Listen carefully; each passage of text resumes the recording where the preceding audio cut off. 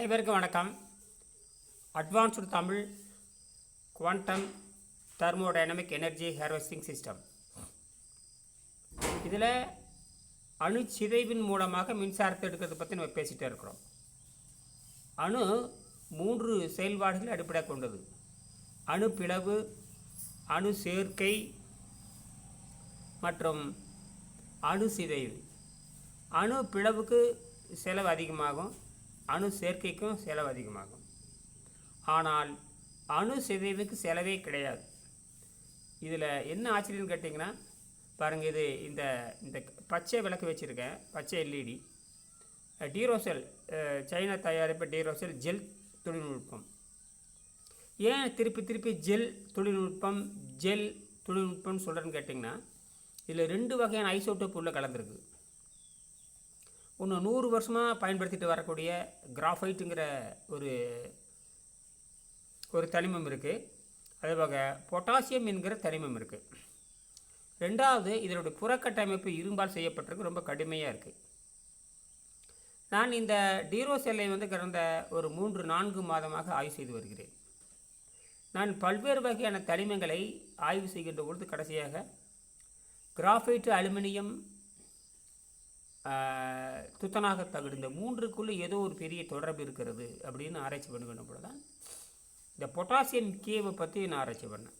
ஏன்னா ஒரு பேட்டரிக்குள் ஒரு அல்கலின் சார்ஜ் தீர்ந்து போகக்கூடிய, சும்மா ஒரு மாதம் 6 மாதமே உழைக்கக்கூடிய, வேதியியல் மாற்றம் மட்டுமே நடக்கக்கூடிய ஒரு மின்கலத்தை ஆய்வு செய்தேன். அதை தான் அந்த யூனியன் கார்பைடு என்று சொல்லக்கூடிய நிறுவனம் அது வெளியிடுகின்ற, அதை தயாரித்து வெளியிடுகின்ற அந்த எவரிடி செல், Eveready D, Eveready W battery, Eveready triple A பேட்டரியில் நிறைய இருக்குது. சரி, இப்போ நம்ம அதை ஆராய்ச்சி பண்ணிக்கின்ற பொழுது அதில் அந்த கிராஃபைட் பவுடர், உள்ளே இருக்கிற கிராஃபைட் பவுடர், நான் வெளியே செயற்கையாக ஒட்ட வைத்திருக்கிற இந்த கிராஃபைட் குச்சிக்கும் நெருங்கிய தொடர்பு இருக்குது. ஏதோ ஒரு சிதைகிறது, என்னமோ நடக்குது, ஏன் மின்சாரம் இவ்வளவு கடுமையாக வருகிறது? நான் ஒரு கண்ணமா களிமண் அப்படின்னு ஒன்று ஆராய்ச்சி பண்ணேன். அது மல்டிமெட்டல் ஆக்சைடு, அதாவது சோடியம், அதாவது பார்த்திங்கன்னா magnesium oxide, ferric oxide, magnesium oxide, ferric oxide, nickel oxide, chromium oxide, zinc oxide, அப்புறம் மேங்கனீஸ் ஆக்சைடு, அப்புறம் டின் ஆக்சைடு, இப்படியெல்லாம் ஆராய்ச்சி இந்த களி மாதிரி செஞ்சு சோடியம் சிலிக்கேட்னு சொல்லக்கூடிய சோடியம் சிலிக்கேட் மாதிரி பிசு மாதிரி போட்டு ஒரு நிலையான, ஒரு குறைவான விலையில் ஒரு பசை மின்கலம் தயாரிக்கணும்னு ஆராய்ச்சி பண்ணிகிட்டு இருக்கும்போது தான் இந்த கிராஃபைட் குச்சி, பல்வேறு வகையான குச்சிகளை வச்சு நான் அதில் ஒரு சின்ன டப்பாலை போட்டு அதை சுற்றியும் ஒரு 7-8 கம்பி, செம்பு கம்பி, அலுமினிய கம்பி, காரிய கம்பி, இரும்பு கம்பி, அப்புறம் துத்தநாக கம்பி, அப்புறம் கிராஃபைட் ராடு, கிராஃபைட் கம்பி, அப்புறம் அலுமினிய கம்பி, இதெல்லாம் ஒரு 7-8 கம்பி நமக்கு மலிவாக கிடைக்கக்கூடியது, செம்பு கம்பி, அப்புறம் ஒரு சிறிய வெள்ளி கம்பி, இந்த மட்டும் ஒரு 4-5 கம்பி வச்சுட்டு ஆராய்ச்சி பண்ணிட்டே இருந்தேன். அதில் ஒன்றுக்கு எவ்வளோ தொடர்பு இருக்குது, எல்லாத்தையும் ஒட்டுக்க நட்டி விட்டு ஏதாவது ஒன்றுக்கு லிங்க் இருக்கான்னு பார்த்துட்டே வரும்போது தான் இந்த கிராஃபைட் குச்சிக்கும் அலுமினிய குச்சிக்கும் அதிகமான மின்சாரம் வெளிவரதை பார்த்தேன். 1.25 வோல்ட் வெளிவருது. ஏன் கிராஃபைட்டுக்கு அலுமினியக்கு இப்படி வருது அப்படின்னு பார்த்துட்டு இருக்கும்போது தான் நான் இந்த கிராஃபைட்டு, ஜிங்க்கு, அப்புறம் அலுமினியம், இதுக்கு என்ன தொடர்பு அப்படின்னு. நமக்கு பொட்டாசியம்னு ஒரு ராடு நமக்கு கிடையாது, அது ஒரு வகையான உப்பு. பொட்டாசியம்ங்கிறது ஒரு வகையான உப்பு, சோடியம் பொட்டாசியம் ஒரு மாதிரி உப்பு. சரி, இது எனக்கு தெரியல ஆரம்பத்தில். அப்போ இந்த ஜிங்க்குக்கும் கிராஃபைட்டுக்கு என்ன தொடர்புன்னு அப்படியே ஆய்வு பண்ணும் பொழுது, இப்போ ஜிங்க்கும் கிராஃபைட் இருக்கிற மாதிரி ஒரு பேட்டரி பார்த்தா அது அல்கலின் பேட்டரி, பார்த்திங்கன்னா எவரிடி பேட்டரி, அது உங்களுக்கு யூனியன் கார்பைடு அது உற்பத்தி பண்ணக்கூடிய நிறுவனம். அப்போ இந்த கிராஃபைட்டுக்கும் தொடர்பு இருக்கான்னு யோசிச்சுட்டு இருந்தேன். கிராஃபைட் எப்பயுமே எதுலேயுமே இருக்காது. எந்த மின்கலத்து உலகத்தில் எந்த மின்கலத்திலும் கிராஃபைட் இருக்காது. ஆனால் நான் என்ன கிராஃபைட்டுக்கும் இந்த ஜிங்குக்கு தொடர்பு இருக்குது அப்படின்னு என்ன பண்ண, ஒரு கிராஃபைட்டை எடுத்து ஒரு பழைய அல்கலின் பேட்டரியை மேலே இருக்கிற தகரத்தை எடுத்துவிட்டு அப்புறம் பார்த்தா ஜிங்க் இருக்கும். அதுக்கு மேலே லேசாக ஒரு பிளாஸ்டிக் உரை இருக்குது, லேசாக எடுத்துகிட்டு இப்போ நேரடியாக ஜிங்க் தகடு மேலே ஒட்ட வச்சுட்டேன். அது பாதி அரிச்சும் கிடந்தது. இருந்து பளபளப்பாக இருக்கிற இடத்துல அந்த கிராஃபைட் குத்தி ஒட்ட வச்சு செத்துப்போன ட்ரை செல், அது செத்து போனது, எதுவுமே ஒன்றுமே பண்ண முடியாது. ஒட்ட வச்சுட்டு அப்புறம் பாசிட்டிவில் ஏற்கனவே கம்பெனிக்காரன் வச்சுருக்காங்க உள்ள. அந்த பாசிட்டிவ் ராடுக்கும் நான் வெளியே ஒட்ட வச்சுருக்கிற அந்த கிராஃபைட் ராடுக்கும், பாசிட்டிவ் ராடு ஏற்கனவே கம்பெனிக்காரன் வந்து கிராஃபைட் ராடு ஒட்ட வச்சுருக்கான். அது பாசிட்டிவ், அது பாசிட்டிவ் இதாக இருக்கும். எது நேர்மறையாக இருக்கும், நேர்மறை குச்சி வந்து கிராஃபைட் குச்சி, அது நிறுவனத்திலேயே வைக்கிறது. நான் செயற்கையாக அந்த எவரிடே பேட்டரி மேலே நான் ஒரு கிராஃபைட் குச்சி ஒட்ட வச்சு இந்த கிராஃபைட்டுக்கும் அந்த கிராஃபைட்டுக்கு என்ன தொடர்புன்னு பார்க்கும் பொழுது பார்த்தீங்கன்னா 1.5 வோல்ட்டும் ஒரு 150 மில்லி ஆம்பும் காட்டுச்சு. அது வந்து இயல்பாகவே செத்து போடுறது தான். 1.4 வோல்ட்டு அது பயன்படாத அந்த மின்கலம் வந்து அப்படி தான் காட்டும். அப்போ வழக்கம் போல் 130 ஆம்பேர் 140 150 மில்லி ஆம்பு காட்டுச்சு. இதை ஒன்றும் பண்ண முடியாது. நான் இன்னொரு செத்து போனால் அதே எவரிடே பேட்டரி அதே மாதிரி பிரித்து 2 இணைச்சி பார்த்தா 3 வோல்ட்டும் அதே 150 மில்லி ஆம்பு இருக்குது. வச்சுட்டு நான் எல்இடியை வச்சு 2 எல்இடி எடுத்து ஒட்ட வச்சு பார்த்தா பயங்கர பவராக இருந்தது. என்ன இது இப்படி எரியுது, பயங்கர பவர். அதை செத்து போனது வந்து வரவே வராது. அப்போ இந்த கிராஃபைட்டுக்கும் உள்ளே இருக்கிற கிராஃபைட்டுக்கும் எது தொடர்பு இருக்குது? நான் வெளியே கிராஃபைட் ஒட்ட வச்சுருக்கிறேன். கிராஃபைட் பவுடரு அந்த அல்கலின் பேட்டரிக்குள்ளே இருக்குது. எவரிடே பேட்டரிக்குள்ளே கிராஃபைட் பவுடரும் இருக்குது. அந்த எவரிடே பேட்டரிக்குள்ளே கிராஃபைட் ராடும் இருக்குது. அப்போ 2 இருக்குது, கிராஃபைட் ராடு, கிராஃபைட் பவுடர்.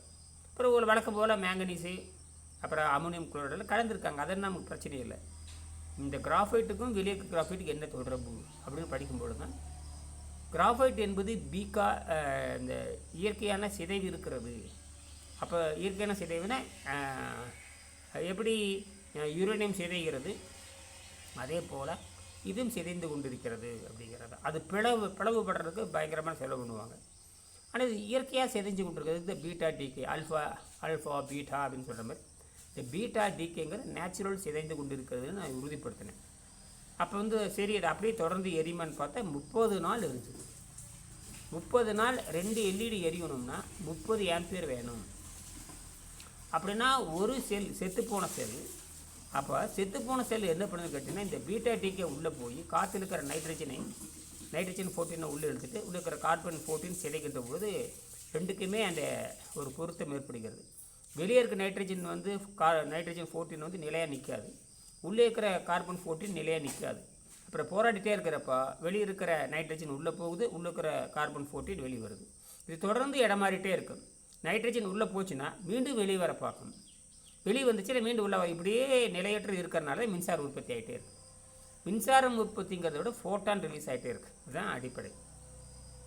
அப்புறம் ஒரு 32 நாள் கழித்து பார்க்கும்பொழுது சுத்தமாக அந்த என்ன போச்சுன்னா அந்த மேலே இருக்கிற நெகட்டிவில் இருக்கக்கூடிய அந்த அந்த நிறுவனம் ஒட்ட வைத்து இருக்கிற அந்த ஜிங்க் தகடு கரைஞ்சி போச்சு. அப்போ ஜிங்க் தகடு கரைஞ்சி போனங்கிறது ஒரு மெட்டல் ஊடகம் கிடைக்கல. இப்போ வெளியே இருக்கிற கிராஃபைட் பவுடர் கிராஃபைட் ராடும் உள்ளே இருக்கிற கிராஃபைட்டை தொடர்பு கொள்ள முடியல. ஏதோ ஒன்றும் தொடர்பு கொள்ள முடியல. அது என்னென்ன போக ஆராய்ச்சி பண்ணி கண்டுபிடிக்க முடியும். அப்போ 30 நாள் 31 நாள் எரிஞ்சதுக்கப்புறம் சரி இது ஆகாது, இது இருக்கட்டும், இந்த ஆராய்ச்சி இருக்கட்டும். ஆனால் 30 ஆம்பியர் வெளியே வந்திருக்கிறது. செத்துப்போன செல்லிலிருந்து 30 ஆம்பியர் எப்படி வரும்? சாத்தியமே இல்லை. சரி, அப்போ தான் சரி அடுத்தது இந்த டீரோசெல் பேட்டரி. இது வந்து இது சைனா தயாரிப்பு டீரோசெல் பேட்டரி, ஜெல் டெக்னாலஜி.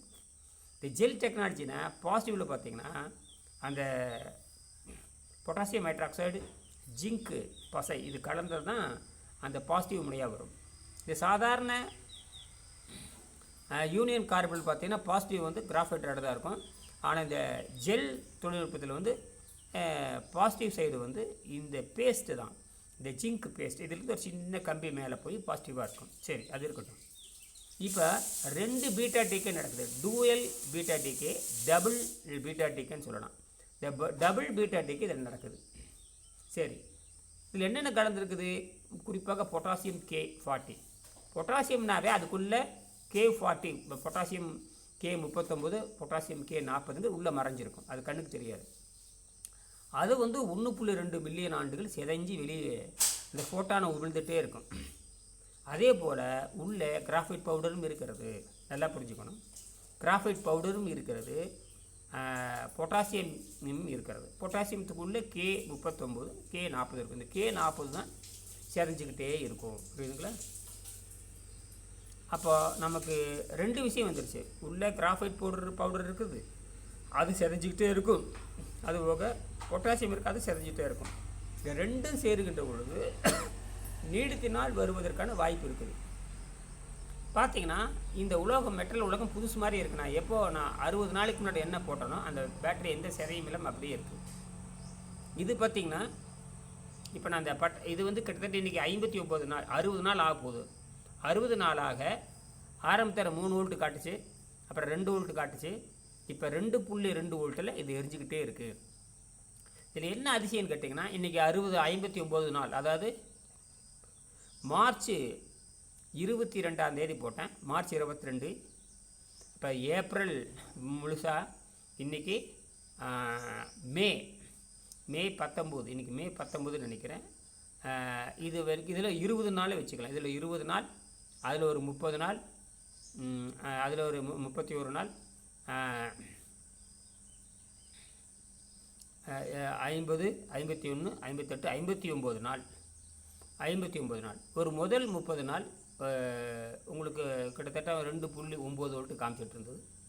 அப்புறம் இடைசியில் ஒரு 10, அதுலேருந்து ஒரு 10 நாள், ஒரு 10 நாள் வந்து 2.6 காட்டுச்சு. அப்படியே குறைஞ்சி இப்போ 2.2க்கு வந்துடுச்சு. இந்த 2.2க்கு வந்துங்கிறது கிட்டத்தட்ட பார்த்தீங்கன்னா ஏறத்தாழ 20 நாட்கள், 19லேருந்து 20 நாட்கள் இந்த 2.2 வோல்ட்டு காட்டுது. நேற்று சுத்தமாக அந்த ஆற்றல் ரொம்ப குறைஞ்சி போச்சு. சுத்தமாக ஆற்றல்னா 2 வோல்ட்டுக்கு வந்துருச்சு. நான் இரவெல்லாம் கழட்டி வச்சுட்டு காலையில் பார்க்குறேன் 2.5 வோல்ட் ஆகிடுது. அப்போ 500 மில்லி வோல்ட்டை வந்து உள்ளே சேர்த்து வச்சுருக்குது. இன்றைக்கி இரவு என்ன பண்ணாங்க கேட்டு, இன்றைக்கி வந்து இன்றைய தேதி இன்றைக்கி வந்து என்னென்னு கேட்டிங்கன்னா மே 20ன்னு வச்சுக்கலாம். மே 20ன்னு நினைக்கிறேன். இன்றைக்கி மே 19 அல்லது 20, மே 19 20ன்னு வச்சுக்கலாமே. இன்றைக்கி அந்த நேற்று இரவு என்ன பண்ணால் இதை அப்படியே கழட்டி வச்சுட்டேன். 2 வோல்ட்டுக்கு வந்துருச்சு. சரி 2 வோல்ட்டு 2.1 காட்டுச்சு. நமக்கு வந்து 2.21, 2.23, 2.24 காட்டுச்சுன்னா அது நல்லா இருக்குன்னு அர்த்தம் இல்லையா? அப்போ 2.2, 2 ரொம்ப குறைஞ்சி போச்சு. 2.19 காமிச்சிது. இப்போ அப்படியே கட்டி வச்சுட்டு காலையில் பார்க்குறேன் 2.5 வோல்ட்டாக 500 மில்லி வோல்ட்டை அறுவடை செஞ்சு உள்ளே வச்சுருக்கு.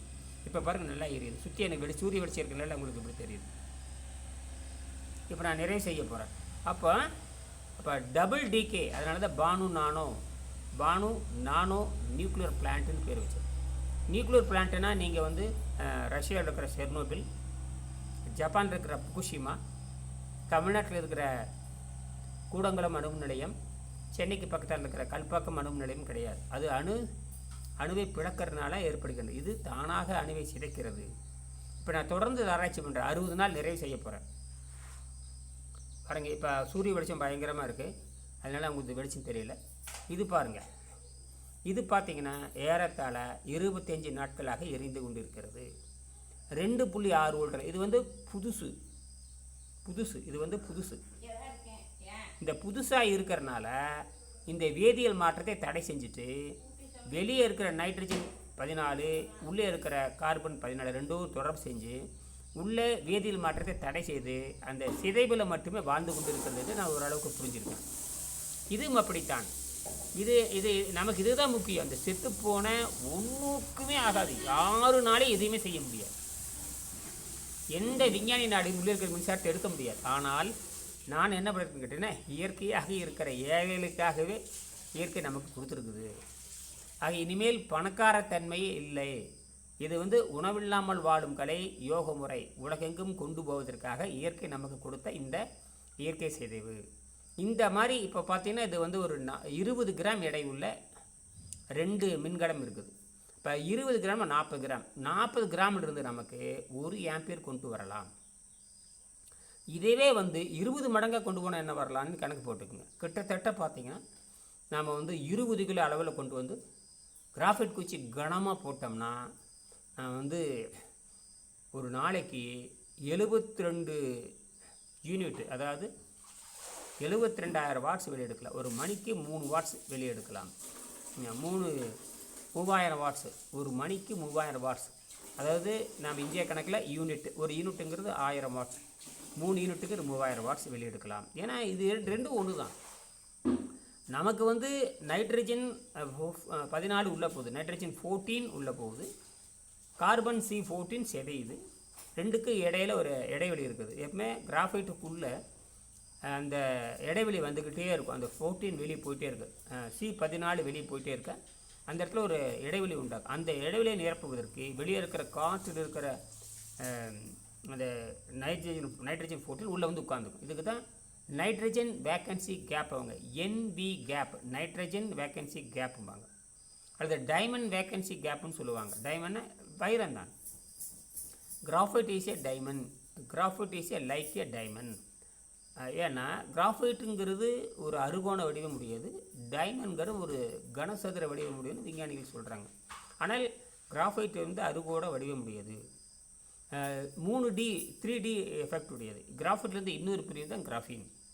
கிராஃபின் 2014 அவங்க 2004 கண்டுபிடிச்சாங்க. அதுவும் கிராஃபைட் பவுடரை வந்து லேசான அந்த செல்லோ டோப் மாதிரி ஒட்டி கடைசியில் பிரித்து காட்டிட்டே வரப்போ கடைசியில் ஒரு சிங்கிள் டைமென்ஷன் தான் கிராஃபின்னு காமிச்சாங்க. அதுக்கும் 10 ரூபா செலவு தான். எனக்கும் அதை விட 1 ரூபா செலவில் நான் முடிச்சுக்கிட்டேன். நானும் கிராஃபைட்டையும் அந்த செல்லோ டோப்பையும் வச்சு தான் ஆராய்ச்சி பண்ணிட்டுருக்கேன். இப்போ பார்த்திங்கன்னா இது 60 நாள் நிறைவேறுகிறது. இப்போ வந்து ஒரு இரவு 12 மணி நேரம் ஓய்வு கொடுக்குறப்ப அது 2.5 வோல்ட்டுக்கு வந்துருச்சு. இப்போ நல்லா எரிஞ்சிக்கிட்டு இருக்குது. இது பார்த்திங்கன்னா 2.6 வோல்ட்டில் எரிஞ்சிக்கிட்டு தான் இருக்குது. கிட்டத்தட்ட பார்த்திங்கன்னா 25 நாள் ஆகிப்போச்சு. கிட்டத்தட்ட 25 ஆம்பியர் கொடுத்துருக்குது. ஆனால் உண்மையாலுமே இது கொடுக்குறது பார்த்திங்கன்னா 6 ஆம்பியர் தான். ஏன்னா அது புதுசு தான் பயன்படுத்தினேன். அப்போது 25 நாளில் நமக்கு ஒரு 6 ஆம்பியர் கழிச்சிட்டால் கூட மிச்சம் இருக்கிற அந்த 20 ஆம்பியர் எங்கே இருந்ததுன்னு கேட்டிங்கன்னா, வெளியே இருக்கிற அந்த நைட்ரஜன் 14 உள்ளே போகுது, கார்பன் 14 வெளியே வருது. இதுதான் நாம் கண்டுபிடிச்சது. இது முறையாக விண்ணப்பம் செய்வதற்கு, அது காப்புரிமை செய்வதற்கு எனது மகள் இங்கிலாந்தில் ஹெட்ஃபோர்ட்ஷயர் என்கிற யூனிவர்சிட்டியில் MSc அஸ்ட்ரோஃபிசிக்ஸ் படிக்கிறாங்க. அவங்க இந்த மாதிரி 3 ஜோடியை ஆராய்ச்சி பண்ணிகிட்ருக்காங்க. இதே மாதிரி டியூரோசெல் ஜெல் தொழில்நுட்பம். இந்த ஜெல் தொழில்நுட்பம் ஏன் திருப்பி சொல்கிறேன்னா, 2 பீட்டா டபுள் டிகே இருக்குது. ஒன்று பொட்டாசியம் K40, இன்னொன்று கிராஃபைட்டு C14. ரெண்டுமே கண்ணுக்கு தெரியாதது. 100 ஆண்டுகளாக நம்ம கண் முன்னாடி இருக்குது, யாருக்குமே தெரியல, வீணாக போனது. இது வேஸ்ட். ஆக இதில் வேதியியல் மாற்றத்தை முற்றுப்புள்ளி வைத்துவிட்டு இது இயற்பியல் மாற்றமான அந்த பீட்டா டிகே, இயற்கையில் நமக்கு ஒரு பீட்டா டிகே கொடுத்துட்டு போயிருக்குது பாருங்கள். இயற்கை எல்லாம் செயற்கையை செஞ்சு நாசமாக போங்கடா. இயற்கையை புரிஞ்சிட்டிங்கன்னா விண்வெளியில் வாழலாம் அப்படிங்கிறது தான் அது அடிப்படை. ஆகையினால எதிர்காலத்தில் நாம் இந்த 20 கிலோ அளவில் செய்தால் மிகப்பெரிய வீடுகளுக்கு விடுதலை கிடைக்கும். அதாவது எல்லா மக்களும் விடுதலை அடைந்து எல்லாரும் ஒரு சாதாரண தொழில், இந்த படிப்புன்னு சொல்லி ஏமாத்துறதை விட்டு போட்டு இயற்கையை படித்து விட்டு தாய்மொழியில் இயற்கையை படிக்க வேண்டும். உலகத்தில் ஒரு குழந்தைக்கு 2 மொழி அவசியம். ஒன்று அம்மாட்டிருந்து பாடம் கற்றுக்கொள்கிற இயற்கை மொழி, தாய்மொழி. 2வது உலகத்தில் இனிமையான மொழியான தமிழ் மொழி. இந்த 2 மொழி இருந்தால் போதும், உலகத்துக்கு இது பண்ணிடலாம். 2வது உணவில்லாமல் வாழும் கலைங்கிறது இதே நைட்ரஜன் தான். ஒரு 15 வயசுக்கு மேலே இரத்தத்தையும் பெருங்குடலையும் சுத்தம் செய்கின்ற உணவு பழக்கத்தை பின்பற்ற வேண்டும். அதற்கு உணவில்லாமல் வாழும் கலை என்ற நூலை வாங்கி நீங்கள் படிக்கணும். எல்லா நாடுகளுக்கு இருக்கிற ஒரு 10 நாடுகளுக்கு நான் இந்த உணவில்லாமல் வாழும் கலை புத்தகத்தை நான் அனுப்பிச்சி வச்சுருக்கேன். இன்னும் ஒரு 2 ஆண்டுக்குள்ளே இங்கிலாந்தில் MSc அஸ்ட்ரோஃபிசிக்ஸ் டிபார்ட்மெண்ட் அல்லது ஏதோ ஒரு துறையில் நான் வந்து உணவில்லாமல் எப்படி வாழ்கிறது, பசிதாகத்தை எப்படி கட்டுப்படுத்துவது, எப்படி நைட்ரஜனை வந்து புரதமாக மாற்றுவது என்பதை நான் மெய்ப்பித்து காட்டியிருக்கிறேன். என் பொண்ணு அஸ்ட்ரோஃபிசிக்ஸ் படிக்கிறனால அந்த புத்தகம்லாம் அவங்க எடுத்து ஆராய்ச்சி பண்ணுறாங்க. வெங்கடேசனுடைய உணவில்லாமல் வாழும் கலை. உணவில்லாமல் வாழும் கலை வேறு ஒன்றும் இல்லை, ஜீரண நீரை மெல்ல அமைதிப்படுத்தி நைட்ரஜனை எப்படி இயற்கை புரதமாக மாற்றுவது. நைட்ரஜன் எப்படி இருக்குன்னா, ஹைட்ரஜன் இயற்கையாகவே அது வந்து அட்டாமிக் லெவல் இருக்குது. அது பார்த்திங்கன்னா நானோ லெவல் இருக்குது. நானோ நைட்ரஜன் நானோ ப்ரோட்டீனாக மாறிக்கும். உடம்பு வந்து அப்சர்வ் பண்ணிக்கும். உடம்பு வந்து கன்வெர்ட் பண்ணுறதை விட அப்படியே அப்சர்வ் பண்ணி உள்ளே சேர்த்துக்கிட்டே இருக்கும். உள்ளே போகிறப்ப அது வந்து வேறு வேதியியல் மாற்றம் மாறும். நைட்ரஜன் உள்ளே போச்சுன்னா நைட்ரிக் ஆக்சைடு பெருகும். நைட்ரஜன் உள்ளே போச்சுன்னா ப்ரோட்டீன் அதிகமாகும். நைட்ரிக் ஆக்சைடுங்கிறது உடம்புல அதிகமாகிறப்போ குழாய்கள் எங்கெங்கே இருக்குதோ, சுவாச குழாய், உணவு குழாய், இரத்த குழாய், இந்த 3மே அடப்பு நீங்கி மனிதன் நீண்ட காலம் வாழ முடியும்.